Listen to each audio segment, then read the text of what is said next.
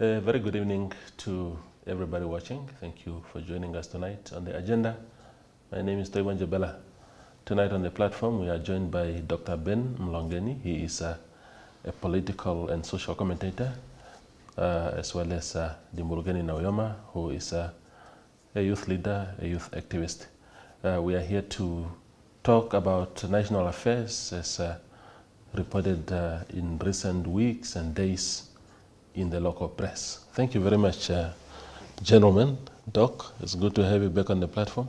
Thank you. Dimbulukeni, after so many, what did we do again to you because you disappeared? But we know what you've been up to. Yes. Congratulations on your recent graduation. No, thank you, thank you. We never thought the day will come, but you have proven us wrong, and we are happy to be proven wrong. Yeah, they say leaders must graduate, particularly if you're in the space of politics, also in the space of public discourse. You must inspire the young ones to carry on the baton. So we are pleased to be an example of that. Absolutely. Yeah. Dr. Mulongeni will agree with that as a PhD holder. Yes. Doc, let's get into this conversation. Perhaps the thing that I want to pick your brain first and foremost on is this spat that we've seen this week between the Anti-Corruption Commission, which has been labeled by Minister Sankwasa as a toothless body, and they hit back saying that all these things that we are seeing about the minister going to local authorities in Katima Mulilo and other places is just a show. Your thoughts? Show or not show, that's what the people want to see. Yeah. I'm not here to criticize the anti-corruption body, neither to praise Sangwaza, but my analysis is as follows. The people, the voters, the citizens, they want to see action being taken against those who are in the wrong, who are squandering the resources for the country. The youth are unemployed. There are no enough medicine in hospitals. The schools are not well equipped. The streets have got potholes. Now, it does not help even to defend. If someone comes up that I've seen or I've uncovered mismanagement or disappearance or, of money, people's money, whatever, if you try to defend yourself, you just make it worse. When it comes to the anti-corruption body, I know that my brother's in hot water. It's a hot seat. But we must admit, for us, not only those in the media, that the people of this country have lost faith and confidence. And you read it, you see it everywhere. We must admit that. And the response from the director is that, sometimes you have no knowledge of or your ignorance of how we work. It's not people's problem that they don't know how you work. The people want to hear and see what you are doing. They've seen it, they watch for year in, year out.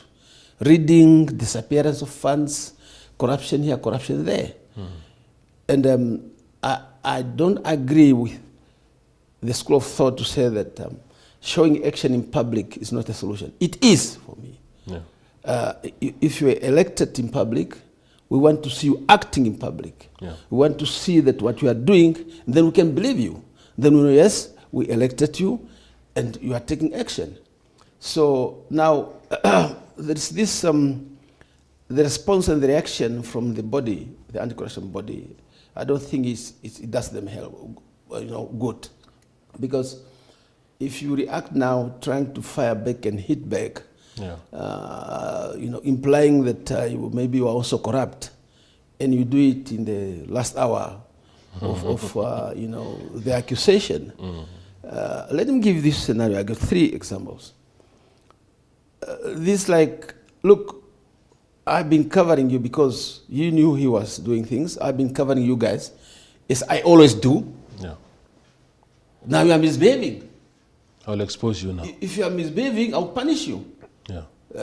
But unless you say, okay, I will now reveal all the corrupt activities, all of you guys. Yeah. You must punish him. You must punish all of them because of him. Yeah. Yes. Look, I'll give you the second scenario.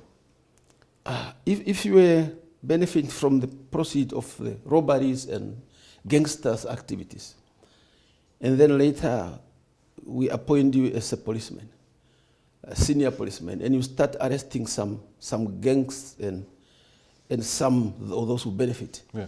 I will still give you a medal. Yeah. Because now the head of police, now he said, look, why are you revealing these things? Yeah. I've been covering you. So my last example, Apostle Paul was Saul. I'm just saying now, if this argument is to hold water, that somebody is also, involved in whatever kind of things, that's for them to prove, but I'm just switching the argument. Yeah. For argument's sake, if Apostle Paul was Saul, prosecuting and killing Christians, when he started preaching the good message, yeah. Will you stop it? Stop preaching. Mm. What are you preaching here? Yesterday you were one of them. Yeah. I mean, we still have to welcome, otherwise it will be, we find ourselves in a situation where in countries where almost everybody is corrupt, and then corrupting is no normal than exception. Now, when everybody is corrupt, when you start to do the good way, people say, what is doing? Is he crazy? Yeah. I've seen colleagues, I will mention here because they also admit it, those years, Nigerian fellow, who, if you want to follow the normal procedures, they think you are a fool. You're not a fool now. Who's going to help you? That's how it works. Mm. There was a saying in those years when, before Rolling took over, I was in the media by then, and we read, the normal saying was, Ghana today, no go be Ghana tomorrow. Where they go top, they go chop. You see? And that's what they were trying to tell us, and that's what they want us to believe, that Namibia today may not be Namibia tomorrow. And everybody believes so, your son believes so, your neighbor believes so, your family believes so, that when you are out, get up there, chop, chop, chop before you leave. It's a norm. If we are not, that's what I'm saying, I applaud Sangwaza. Yeah. I don't care what he does, I don't know it, but what he did, it's good to see. Let every minister do so. Yeah. Let every permanent secretary do so. Let every director do so. Let every pastor do so, wherever we are. Absolutely. Dimbu, you were part of the SWAPO campaigns in November ahead of the election, and the Namibian people demanded a radical shift in accountability, in how we approach issues of abuse and maladministration. Do you think action by the minister speaks to those aspirations? Absolutely, and Doctor has said it correctly to say that when you are elected in public, there is a perceived, and remember there's a perceived perception that SWAPO is a corrupt party. Yeah. SWAPO defends the corrupt, and even the intentions of the party to cleanse itself of corrupt members ultimately leaves that taint, and it's going to take a good time before that confidence is won back. Mm-hmm. And what the ministers are doing, and not just Minister Sankwasa, and what the ministers are doing is a radical shift of politics, which Namibians have been yearning for a very long time, which also brings the radical posture within the key principles of the SWAPO party to say, look, we are in solidarity with the downtrodden. So who are the downtrodden? It's the masses of our people who live in the informal settlements and shacks. And we must always be in solidarity with them because we are informed of their situation, and we must work towards uplifting that situation and fighting for justice for all. Yeah. Because if ministers are not taking their role and with limited powers, and that is why when you look at the first cabinet opening, the president said, Her Excellency, Dr. Netumbo Nandi Ndaitwah said, I'm giving you up to May. that any other law that impedes the minister to implement and fully execute their duty, let it be dealt with. Why? Because we are taking a radical posture from business as usual. Because the perceived perception has always been, let me climb the political ladder, I become a minister, I can influence tenders, I can enrich myself. But now we are saying, and ministers have been crying to say, no, but we can't discipline permanent secretaries or executive directors because we have no powers to. Because the executive director becomes the accounting officer of the ministry, and all other staff members are accountable to them. For example, the issues around regional and local authority is bread and butter issues. Water, electricity, land is all in one ministry. And if the minister does not have the power to reprimand and give directives to councillors, and of course the councillors were saying they want to go towards an amendment of the act because it empowers the minister so much that some of them are curtailed to do service delivery. But at times you would realize that it's not just that. It's the ability of local authority councillors to have an understanding of what the Local Authorities Act requires of them to do. Of course, we don't agree with the timelines, for example, of budgets, where budget must be adopted or approved in July when government financial year end comes into into March, and comes into effect on the 1st of April. That timeline that is there does not align to the Local Authorities Act, because we need to align. This mismatch must now be aligned so that when the money is released, even local authorities are able to do those programs as soon as possible. The issues around corruption centering around local authorities have gone for far too long. You have recognized that even councillors, there is perceived resolutions that are taken that they must, if I become a City of Window councillor today and I don't have a house, which I don't have, I must be given priority number one to either have access to a land or a house of either one of the two, that I must get those preferences. And it led one of the councillors to be fired from a particular political party. So those things that are there, how does it then become procedural in administrative correctness? And the ACC have this beautiful term that they use in defining corruption. Whether if an action that you've done for self-gratification using your office for that, it could either be administrative. One case in point is Spender and Dakolo when he slept in Safari Hotel for 3 months. For over 6 months. Yes. For over a prescribed period of 3 months. And the bill went up to 1-point-something million. It became an administrative corruption because he did not know, and as a result, the ACC director was also a victim of the same issue when he came to Windhoek. So one of those matters, you then say, when is it administrative, and what are the corrective measures, and when is it criminal and treason that somebody must be prosecuted for that. So those gray areas that you find in the definition and terminology, but ultimately we are not saying that the institution is redundant, but a lot can be done. Whether it's retraining of investigators, promotion of those young colleagues that are there leading those division. Because when you look at NAMRA, for example, when people got arrested for trying to bribe NAMRA officials, why is that the case? Because the colleagues have understood what is national duty, number one.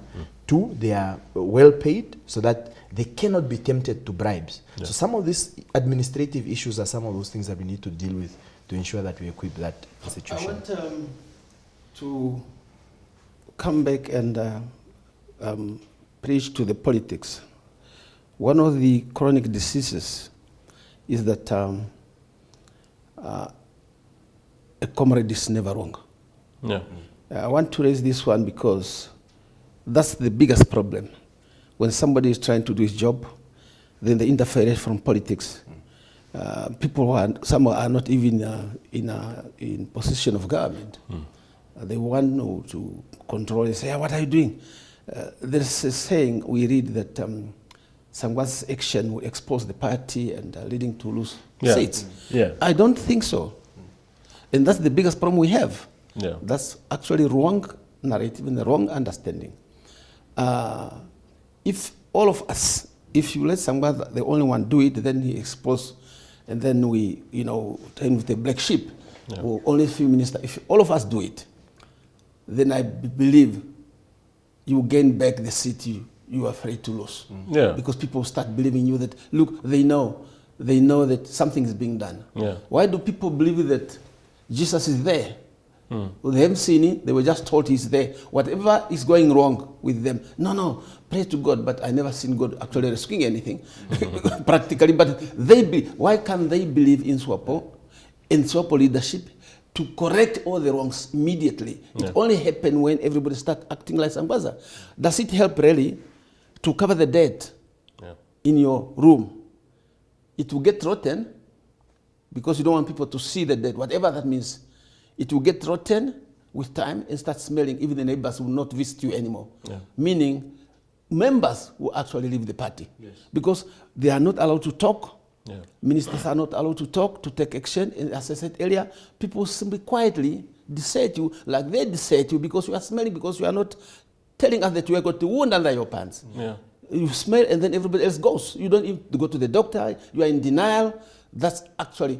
Let us make sure that wound we have in a party, in a government, must be healed. Must be healed with the cooperation of everybody to realize and say, this is wrong. I think it's important, Doc, what you're saying, that because people want to see action. What is happening in our country at the moment is, I saw those footages from Katima, where officials were saying, no, but Minister, let's go in the boardroom. They want to go and talk things there. Yeah, exactly. How would I, as a voter, know what is being discussed in those public, in those closed-door things? Because I need to have confidence in the government that I need to vote. And and if we have nothing to hide, why must we go in the boardroom? We are told in Opuo that councillors and officials, including the chief regional officer, apparently. Claimed SNT, and then they never took those trips and never refunded this money back. And then when these things are tackled, there's this pushback that no, the minister is out of order and stuff like that. While you're on the councillors, sorry to interrupt, it's just Dimbulukeni. We know and we read that councillors in local towns out there, they have not only one plot. You refer to a plot. No, this council was not supposed to be fired, but the right thing to do. They got more than 5 plots in one town they rule. Yeah, they do have. If they don't agree, let's go and make investigations. Councillors and officials got huge plots. They are selling. Councillors also get tender for more than 40 plots to develop. Now, you heard this, everybody got the right to do business, but it's unethical. It's a conflict of interest. You cannot compete with the people that you are supposed to serve. That's like people in a queue, and then you are in charge, then you go first to get treatment, while there are people who need urgent casualty even. You say, no, listen, doctor needs just Panadol. Then because you are a boss, you must jump the queue and get treatment, because you also qualify to get treatment. You don't look at the agency and the life-saving situations. No, people don't have houses. Now you have 5 plots. It will come if you let Sangbaza uncover it. Go to all towns. And you see, Toivo, the problem that we find with this chronic disease that we have in our country is that the elements, in fact, is understanding and implementation of corporate governance principles. And it runs across, even at local authorities. Who's supposed to have overall oversight? Is the councillors. Do they understand risk mitigating factors that lead them into some of these issues? They don't. Do they understand corporate governance principles? They don't. So the basic element that we face now, and when the minister comes and try and bring the overall oversight in terms of ensuring that there's compliance, ensuring that we limit the leakages that are there, but ultimately move towards the center and the core principle of local authorities, which is service delivery.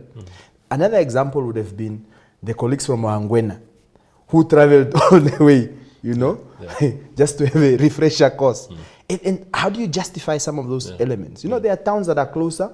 One is that, okay, maybe you don't want disturbance where the colleagues are saying, it's 1 o'clock, I must go and pick my child and go back. But you can take the immediate closest town. Yeah. But the element of SNT has always been the question, because now we look at the furthest distance and the most expensive so that you can claim rate 1. Instead of claiming rate 4, going to Umthia, deal with the matter in 2 days or a weekend and come back. Yeah. But just want to come in there, because should not my younger brother left like that. I served at regional, I'm actually the first secretary of the House that, responsible for regional governments, the National Council. And I was involved in drafting many laws and other things and documents. My brother, workshop and seminars were conducted. And I traveled with Councillor to Johannesburg, a workshop uttered by King, the King report, himself, the famous King, with councillors. They do attend courses, because that's what we are going to suggest, that they must go. Courses, which we pay a lot of money as an accounting officer. Everywhere, they've been going everywhere. Some courses were conducted in Ochuarongo. Everywhere in Ochuarongo, there is a course for regional and local authority. Councillors and staff. Some of us, we end up assisting the consultant. The man in question we are talking about, he had a company that gives some seminars addressing these issues of conflict of interest, where there was a councillor who removed tender from one person and give it to his nephew. But these things were being said, practical examples were given. They do. Because what we must realize, what I've observed as somebody who serves those things, and with politicians, and as a journalist, politics intoxicate Africans. The power make you drunk. They don't care because they think they are untouchable. Untouchable because they control the cake. I know I'm saying that because we're in power, nothing will happen to us. Yeah, but that brings me to the question of have we reached a stage as a country where we say now that there must be some basic requirement for one to vie for a position of councillor? Yes. Because look at the city of Windhoek. It's a huge institution with thousands of employees, thousands of strategic objectives. You need a councillor who can read a turnaround strategy, who can make input, who can read financials and stuff like that. Of course, we can't say that everybody must be an expert in finance and whatnot, but you ought to bring something to the table. Right now, it's about who gets the most votes. No, who sing the loudest. Yeah, exactly. So if you say at the village council, those vying for councillor's position must have this minimum requirement, and then at town council this much, at the municipality level might be not a one thing fit in all, but there ought to be. I think we have reached that stage now as a country. We spoke about that thing before, and it was straightforward. I'm saying that because I was involved in training and whatever. You are right. Unless we put up, to jump in, we put up that standard. What happened when people get into these positions? At sections, branch, district levels, where decisions and elections are taking place, those who can read and write are sidelined. Once you show up there, a teacher or somebody with, normal standard of qualifications, they look at him and say, this one, he knows too much. He's going to disturb us. This is going to disturb us. Those with degrees, they call a meeting without you. And because there are many, I don't want to insult people. Those who don't know much are many in the majority, then particularly in our African society, where educated people are fewer and become, sidelined. And they back each other, they support each other. They want to go to the Secretary General, to the men who matter And then that's why you hear squabbles in regions. Yeah. There's no election that goes without infight. Yeah. So you end up having people elected to that level who do not understand. So your not understanding comes in. What do you have here? Yeah. People cannot even read the budget. You send to City of Windhoek, he cannot even read, understand. Those are difficult things, which even for us who are not in that field, rely on our financial manager to interpret certain things. Absolutely. 1 minute before you go for a break, your input on that. Toivo, I wanted to say that, of course, that's one reality. The other is that, you see, professionals have also taken a cushion of safety within politics. The guys who don't want to aggrieve those that, the majority of the voters, but also create some sort of consultancy loophole where they can eat and benefit from. But of course, around 2015, we gathered young people under the General Assembly to discuss part of these issues, to say, look at local authority, what is the minimum bay requirement that we want a councillor to have? What is the minimum requirement that somebody to go to parliament must have? What is the minimum requirement that somebody to become a minister must possess? Because you are looking at the delegated authority that these people would have and the magnitude of understanding that they must have. We are not saying everybody who went to school is a leader. That notion must be dismissed and sent back to sender. Because you would find somebody who may not have the bright classroom knowledge, but is a leader who can understand and is able to grasp issues faster. People say some of us speak eloquently. It's not because we've read all the books. But if I'm able to have a conversation with you, I'm able to understand how the media operates and some of the issues that we can do to deal with that. I think it is time that political parties, and not necessarily at central government level, but at political party level, to have a conversation around what type of candidates do we want to produce for society and whether those candidates can be accepted by society. We are not saying pick Dimbulukeni because he has a master's degree or a postgraduate diploma to lead and become the candidate as a councillor. Maybe I may not have the qualities of a leader, but I have an understanding. But also, if we get those people that we get into leadership with no understanding, the leaders must be able to take the initiative to surround themselves and tap from people who have an understanding. Because the moment we transform the politics in that fashion, we are going to get better candidates. And that is why I'm excited for this regional and local authority government elections come end of this year. Because we are going to produce candidates that are of quality, candidates that have been in the trenches of the party. Because remember, it's also about not demoralizing your base.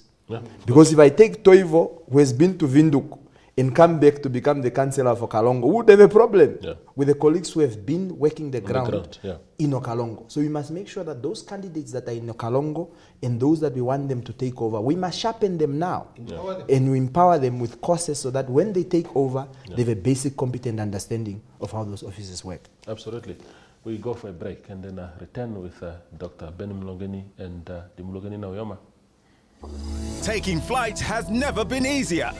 Paratus is introducing Sky-Fi internet packages with speeds that will have you reaching for your seatbelts, starting from $500 Namibian excluding VAT per month, with speeds reaching up to 10 megabits per second. There's even a prepaid option where you can top up your Sky-Fi internet for just $15 Namibian per gigabyte. No contracts, no fuss. Visit your nearest Paratus branch to find out more. Or go to paratus.africa/Namibia to sign up online. Always prepared.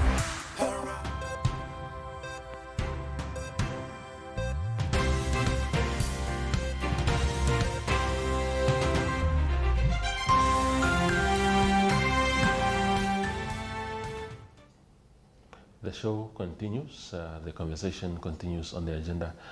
Doc, I did not pick your brain on your impression of the new administration. It turned 2 months this week. Of course, it's still early days, but what direction seemed to emerge as far as this administration is concerned? Thank you. I said it before the appointment with the cabinet. Maybe I must repeat that. I was asked by one radio that, Doctor, for Netumbo to succeed, sorry, we call her Netumbo. I mean, it's what we call, some people we call by first name. No. I said, for her to succeed, because they said, okay, she won now, for her to succeed, what do you think? I objectively analyzing my own view. And I said, she must not, she avoid to be picking loud singers, those who, you know, hand clappers. And I said, I want her to pick more technocrats. Then after that, he called me again. And he said, I'm a prophet, or maybe you guys are close, you talk to her. I said, no. I said, I'm happy. He said, what do you think? For one thing I want to tell you, Fred, I think I'm so happy. And I said, as if I've done it, I could have done the same, what I see. Of course, I don't want to demand more, but for me it's fairly good. And I even said, that's a revolution. It's a revolution. And for the first time now, since some years, SWAPO is shifting back to the left. Yeah. And I know what I'm talking about, and I know you understand. My youth, they understand what I'm talking about. It's shifting back only day after the appointment of minister. We are shifting back to the left. Yeah. And I explained, because that was Nauyoma, what it means, left wing means. And I said, well, I used to preach for many years that we must turn our stones into bread. I said we must put up factory. I said, you remember that sometimes on NBC. We must put up, we must not export our minor, you know, in a raw form. And I use an example, I wish that we put up a plans between Marindal and Kitmans where we can transform these stones. And we go all the stones. I work in the factory where they turn stones into metals. Yeah. And then she said, we want to do that. I said, how? I asked, how can you do that? Not directly, but on one of a radio program. Then I said, now I understand, I believe that it's going to happen. Why? Because by the peak, by the line-up of the peak, I know she's being serious. Yes, so I believe, and I believe in that, and I'm quite happy, and I'm quite happy for Namibia. With all the other things that, you know, that are happening, we already said, with the movement, so, which means my prophecy, it's material, it's coming to see the Sangwazas, the Nekundi talking, the Thete. I even said, I used to see some of the youth, some of them, they grew up with me. It's a senior, they used to call me senior with these ones. I said, I'm so happy. It's even the one who picked them.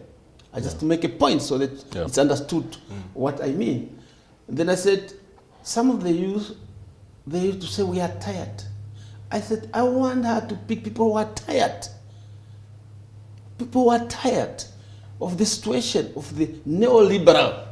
You know, we're kind of overtaken by the neoliberal politics. Absolutely. So, in short, that's what I can say. Yeah.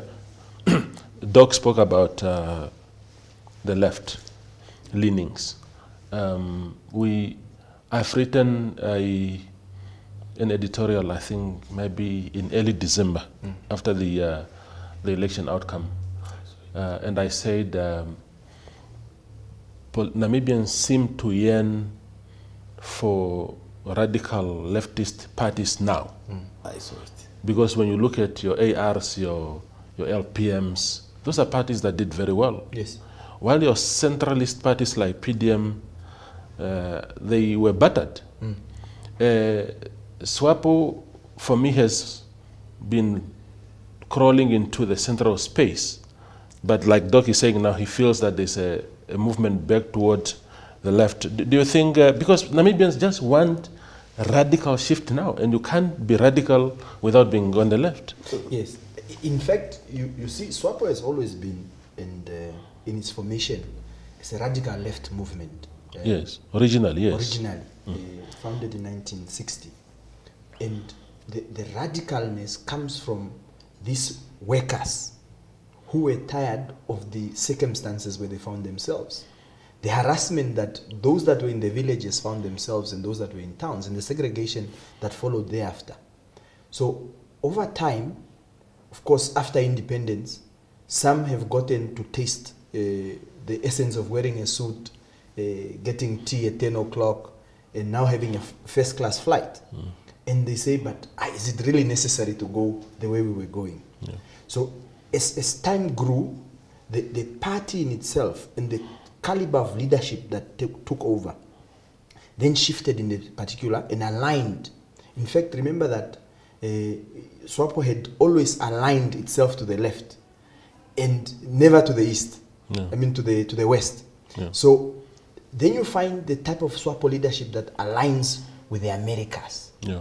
In the discussions and discourses that then follows after, and you see that manifesting in government policies, yeah. It manifests in your fiscal policy, and you then realize, we are now leaning towards center, right. Yeah. Or we are going left, right. So how do we then transform the essence of remaining a leftist organization that values humanity, appreciates the effort of people, and it's people before money? And now, how do you then pick that from the earlier question that you've said in terms of what has the government of the day, in its 2 months, what can you pick and say, what have they been able to do? When you look at what the Office of the Prime Minister is a custodian of coordinating government efforts in all ministries and ensuring that the government policy is translated and cascaded to the people, you would see that there has been constant engagement. This engagement with ministers in ministries. Why is that important? Because an employee in the Ministry of Agriculture, Water, Fisheries, and Land Reform, if they don't get to hear what the vision of the government is from the minister and the prime minister, then they will never be inspired to do their work. Because society is demoralized. Even government officials are demoralized because they've lost confidence in those that are leading them. Yeah. Now, when you get a new crop that comes in, then the Kundis who go and say, look, 7-seaters are part of the society. They are part of the community, they have families to feed, but why must we continuously harass them? But we are not saying 7-seaters who own 7-seaters. We are talking about the actual guy who goes, save his money, go to Japan or Botswana, buys it, and tries to transport and put bread on the family. Why can't they get permits? Then they get those permits. When you look at the likes of the Ministry of Education, Deputy Minister Dino, for example, who have said, look, the president in her SONA said that there's a number of category 3 sports stadium that we must develop. And he goes and hits the ground running and says, we are now going to visit all sports facilities and see what we must do. Yeah. Minister Steenkamp does the same and said, in terms of education, the classroom management, it's unacceptable that one classroom, a block of classroom costs $1 million to you. In this day and age, with the technology that we have, it's unacceptable. Yeah. If you look at health, for example, there is perceived demand that is always given and is man-made created because tenderpreneurs have understood that the procurement processes will cut some of them out. And if you have access to those that make the decision, you create an emergency and through the Procurement Act, you are then able to procure through emergency procurement. That is why it's unacceptable for us. Panado that can cost us $15 a pack, we are buying it for $30 or $1,000 plus. Yeah. So some of those issues are not necessarily to say it's the government of the day's issues. These are chronic issues that have been in the system, created by those that have been benefiting from the system. What the new radical shift is now saying with the able leadership of the ministers and executive directors, and that is why I commended the shift. When you look at a man like Tatipenda, Ithindi at Health, is a knowledgeable former economic advisor to the minister. And he has been around the government system to have understood from planning, financing, and actual execution. Yeah. So we need to find timelines and project management in the government systems to ensure that there is compliance on legal perspective, there is compliance in management, there is controlling mechanism, and you are also able to evaluate the processes. So with the 2 months that we have seen, you can pick any ministry. There is action that is flowing. There's action that is flowing. We are impressed because we now can say, finally, we have people who know that the task is now and the delivery must be today and not tomorrow. Yeah. Doc, you spoke about the appointments and how impressed you were. there are concerns. There's someone who alerted me to something that I didn't think of, I must be honest. I didn't think of it earlier, that because you also need that symbiotic relationship between the administration and the party that leads it. And somebody was saying to me that there's only, I think, 1 or 2 Central Committee members in that cabinet. And you need, those are your conveyor belts now of the party policies, ideology, and everything else. And then you have the entire cabinet of people who are not sitting in any other structure of the party. I know what you are saying. So, I addressed that issues on several occasions, so that it's a very difficult, but the best, under these difficult circumstances where we are now, I'll still remind you on the issue of the philosophy of an individual, the school where he was schooled in terms of economic ideology. That matters to me. That's why we ended up where we find to going to the right. It's that who do you put there? And I even said, remember, we are a left-wing party, revolutionary party, but we are operating in the neoliberal environment. We are not like China, where I know where his background as a party, youth, and yes, I'm certain. And I know everybody who must occupy a minister, I know where he comes from, politically wise. And the party school that was to do that, and it's what said by the late founding and all the president, also, is to make sure that all those who are going to occupy high positions should go through the party school. When you go through the party school, when you vote, I even said every day, people, they don't know, those are not who vote in national elections. Those who vote at the party level, at the branch level, you don't know why you're voting for a comrade. That's the biggest problem we have to fight. How do you make sure that the person going to be a minister of mines will not say oil is not ours, or not say Namibia does not owe you anything? You see, because it's not necessarily wrong, but the school of thought, the philosophy that he follows is a neoliberal philosophy. But because he's a Namibian, because he's qualified, very competent, competence alone does not deliver us where we want to go. He's competent, but he follows the ideology that is not ours. It's not Pan-African, not only lefty, but Pan-Africanism and left-wing is the same thing. Look, Trump says America first. When he says America first, when he took over, he chased everybody else that he doesn't want. And he makes sure that companies, develop America. And I'm happy when Menetumbo says Namibia first in terms of we want to transform, we want to make sure that we add value to our things. She said we want to set up oil refinery, which means she's actually transform what she says into practice to have our own industrial facility that can, create jobs here, not transform them. But then, why can you see a shift?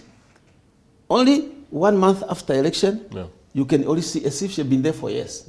That's, I said, whether you are a party member, whatever, for every party, if you want to transform, make sure the people you put in positions are those with a philosophy and ideology that really speak to that change. So it does not help to say he's in the Central Committee. He happened to be there. How did he get there? It comes again to what I said earlier. He campaigned. He aligned himself. He have a dinner and wine with those in position. Then he's there. But under these circumstances, only knowledge and ideological understanding of young people and women who vote for people there. You see somebody who's already parliament. He's there for 10 years without opening a mouth. Unless he's able to chill. Just as a caveat on that one, you see, the one who really feels bad that they are not in cabinet because you're a political bureau member, you're a central committee member, at this point in time and this point in age, I think you don't understand your role as a political bureau member of the SWAPO party, because that is the highest decision-making body currently in terms of administration. And when we are talking about the implementation of the SWAPO party manifesto in government policies, It's only them who have the power to call the minister and say, Minister or President, your cabinet has failed us on A, B, C, D. For the first time. Yeah. Because for past administrations, a person is a member of the Politburo, you're a member of the Central Committee, and you're a member of Cabinet. Who holds you accountable? For the first time, the SWAPO party, so every as a time party, the finger is pointing at you in some way. Yes. So for the first time, the SWAPO party, in a long time, can actually hold the Cabinet accountable. Because through the Politburo and the second highest and the highest decision-making body in between Congresses, which is Central Committee, can then take those radical decisions to hold Cabinet accountable. In fact, can even advise the President and say, Minister so-and-so has not aligned as per the school of thought that the SWAPO party is in, therefore we must get rid of this one, it's going to bring us problems. It's the power that they have, and maybe somebody who needs to ensure that they understand the power that they currently hold. Because it's the SWAPO party was never formed for self-gratification and glorification, but it's to satisfy the members of society. But on the issue, just a moment, Doc, sorry. The problem with that I foresee in our country, and not even foresee, it's been here for a long time, is accountability that we spoke about earlier when we were talking about Minister Sankwasa and whatnot. Accountability is not it's a very alien concept to many of us. Yes. But also within the SWAPO space, there's a lot of problems with holding people accountable. If somebody questions anything, the culture, and I hope it changes now under the new president. Yes. There's been a culture of fear. You see things being done wrongly, and if you say, but I'm a member of parliament and we are supposed to hold the executive accountable, you are even scared to raise your voice on these issues. People are just whispering in the corridors because, oh no, I don't want to be seen to be criticizing. That is very, very dangerous. Yes, but am I coming in? Yeah, yes, yeah, but you can pop in. Yes, from what he says, it will not be dangerous. There's a lot of vengeance. No, just a moment. Let me start with, in America, members of parliament are not ministers. Yes, it should be actually. Yes, that's the only problem we have. Here, this issue of sitting on two chairs, there's no checks and balances anymore. So, in many countries, a minister, just to make a wrong statement that's going out of the left, people criticize publicly. What did he say? So he said that. Now what you hear are people, the masses there outside, oh, did you hear what minister says? Oh, I know that. What is going? Where is SWAPO going? You hear these things. We're taking SWAPO. Is he ready SWAPO person, that one? No. When you have people, they got a powerful influence in Central Committee and Politburo. And exactly because they've been left out of cabinet, they are now safe. I don't owe you anything. I'm a member of Politburo, and what you're doing is not according to the book of ideology. Yeah. That's better, because they are not scared of criticizing. Now, it's before, like you were trying to say. I hope it goes that way. No, just a moment. No, it's you're trying to say. You are a minister, you are in Central Committee, you are in cabinet. If somebody from a branch says something, to who? Reporting to who? No, just report to the SWAPO headquarters. Who is there? It's the same person, minister, who's doing wrong things, who's saying, oh, it is not ours. When you go to the headquarters, he's still there. So if you report to the one at the headquarters, because he got some revenge, he will say, I'll show that minister. Yes. They think they are bosses now. It's true. He will say, oh, what did you hear? No, the minister says, oh, just tell me. What you heard? I'm going to deal with him at Central Committee. He's not even there. I hope it goes that way. No, but the space is there. The structure is actually very beautiful conceptually, but in practice is what I wanted to point you to the budget debate that happened now recently. For the first time, you are seeing members of parliament of the SWAPO party yet supporting the vote, but giving the necessary information and asking the right questions to the ministers so that the ministers can be held accountable. Why is that radical shift in the SWAPO party now? It is there now and is going to grow because everybody else has realized that we have been running away from our true character and the true culture of how SWAPO has always been. And we are now going back to the left in the center of where the SWAPO party is. And therefore, there is no fear. I can assure you now, I've spoken to many political bureau members, some who are not even members of parliament, and they are openly airing their views in the platforms where the SWAPO party meets to discuss itself, improve, and be able to say, how do we transform ourselves into the party that we've always been? And I think you've even written about how the Secretary General has blasted cabinet at some point. It has never been done before.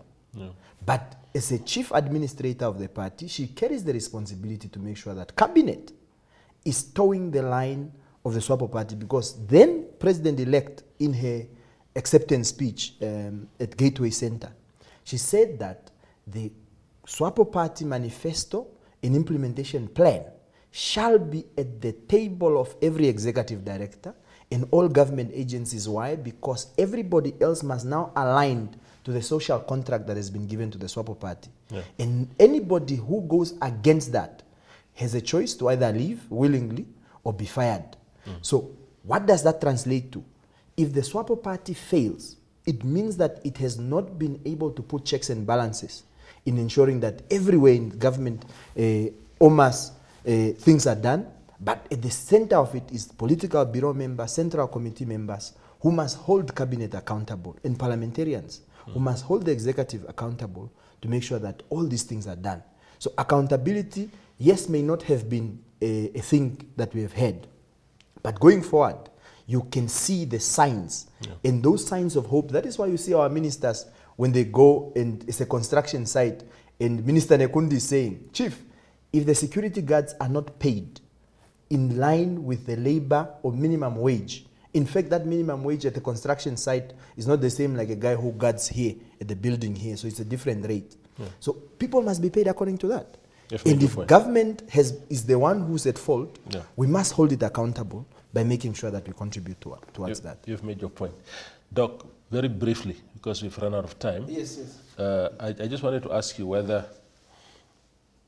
with this shift that we are seeing, are we then also going to see, because there are electoral processes within SWAPO, and in the past it has been about alignment. You spoke about people who sing the loudest and whatnot.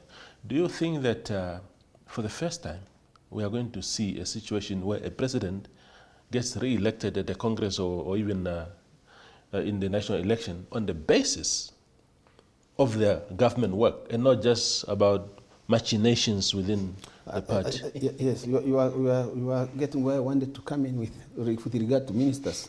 From there, including the president, you know that we all know that it's not a secret that the president appointed ministers outside Politburo. Yes. Even outside the Electoral College. That it's like, in theory, it's implying that the list you gave me here, I don't have confidence in it. There's no quality in this list from the college because you elected yourself. I choose my own people. Now, this that she has chosen, I'm telling you, they have to run for their life because the other ones are watching. They say, okay, you choose your own people. Let's see what you are going to do. They cannot afford to fail or to mess up.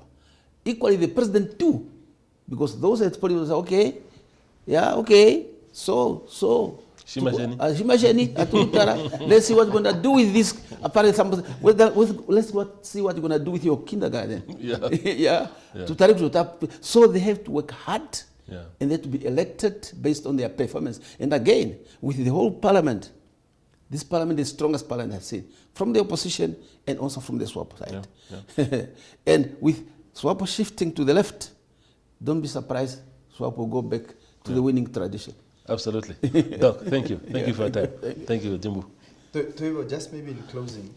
Briefly. Briefly. It's just to say that, you see, the responsibilities on us as citizens to understand what is, first and foremost, what it means to be Namibian, to hold people accountable, and to contribute our skills. The president says she can't do it alone. And all of us in our spaces where we find ourselves, whether in the media, politics, professional career, every day when we wake up, let's ask ourselves, are we doing a disservice to this country, or are we actually doing a service to improve Namibia? Because if President Netumbo fails, we have failed as a country. Absolutely. And therefore we can't afford to fail as a country. All of us must rally behind this presidency and make sure that this administration succeeds. Thank you very much. I agree. Thank you, gentlemen. That is the agenda for this week with Dr. Ben Mulongeni and Dimbulukeni Nauyoma. Thank you for watching.